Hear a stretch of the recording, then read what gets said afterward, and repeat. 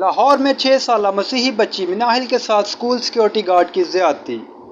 لواحقین کا کہنا ہے کہ بچی اسکول سے واپس آئی تو اس کے کپڑے خراب تھے اور اس کے جسم پر نشانات تھے، جس پر بچی کو ہسپتال لے جایا گیا اور واضح ہوا کہ اسے زیادتی کا نشانہ بنایا گیا ہے۔